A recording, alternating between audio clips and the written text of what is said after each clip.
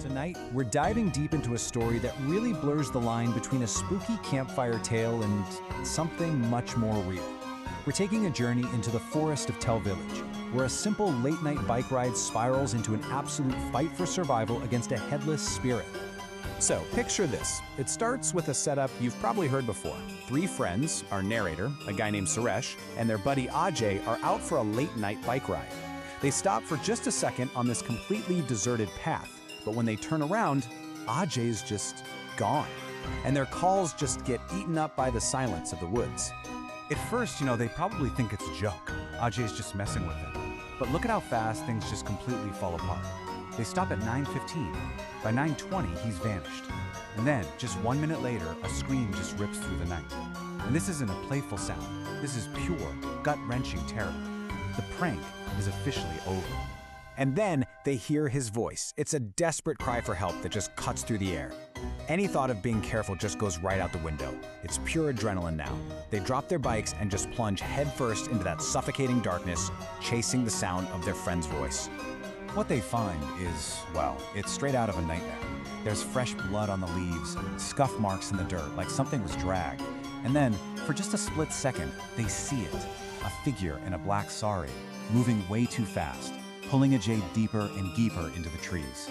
This trail of horror leads them right to the steps of a decaying old mansion that just seems to ooze wrongness.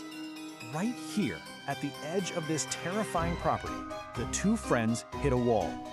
Suresh is running on pure instinctual fear. He's convinced it's a witch, and their only move is to get the heck out of there. But our narrator, he's trying to hold on to logic. He's thinking, no, this could be a person, a killer, and if it's a person, we can still save Ajay. For the moment, logic wins out.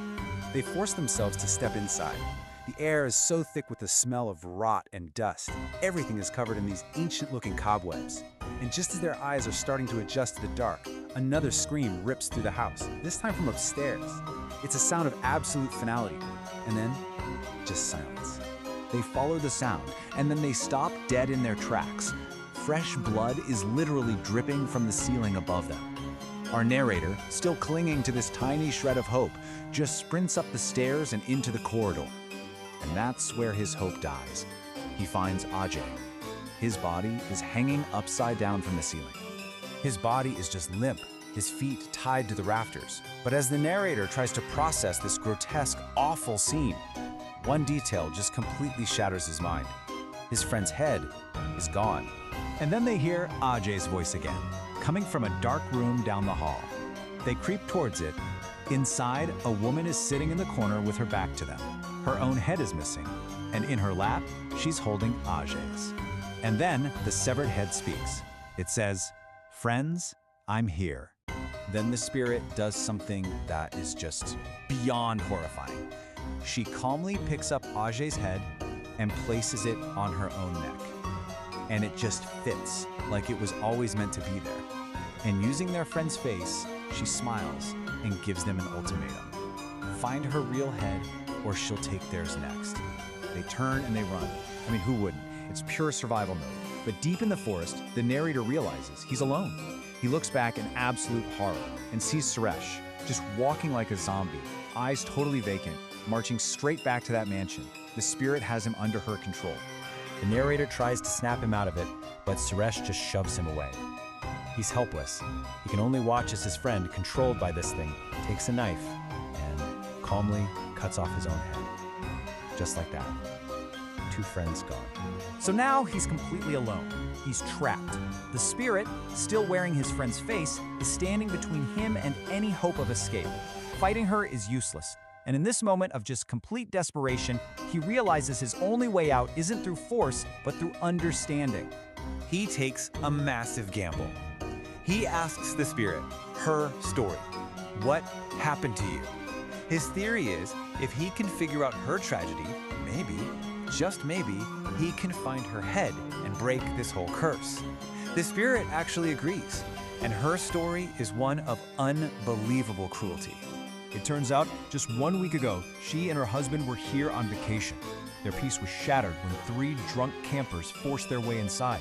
They murdered her husband right in front of her, and then they decapitated her. They buried her body near a banyan tree but took her head with them, like some kind of sick trophy. So that's what this is all about. That's the source of all this rage. Her soul is literally incomplete, violently trapped between worlds. She can't find peace until her physical body is made whole again. To break the curse, her head and her body have to be brought together and given a proper cremation. It's the only way. Okay, so this creates a whole new problem. It's an impossible puzzle. The killers are gone. The spirit herself has no idea where they took her head. It seems like a total dead end. But our narrator, desperate, pushes for just one more detail, any tiny little fragment of a memory she might have. And she does remember something that seems totally random. The killers were talking about frying fish. And this is where the narrator's logical brain saves his life. He knows her husband had only caught one fish, nowhere near enough for 3 hungry guys. The only place to get more fish around here was the pond behind the mansion. And he makes this incredible logical leap. They must have gone to the pond and in their drunken stupor just tossed her head in the water. It's a crazy long shot, but it's the only one he's got. He wades into that freezing, murky water, plunging his hands into the muck over and over. For 2 agonizing hours, he finds nothing but slime and rocks and weeds. Hope is almost gone. And then, his fingers brush against the smooth, unmistakable curve of a human skull. He pulls the skull, now picked clean by whatever lived in that pond, back to the banyan tree. He finds her makeshift grave and starts digging. With this incredible sense of purpose, he reunites the skull with the rest of her skeleton, builds a funeral pyre, and performs the final rites as he sets it all ablaze.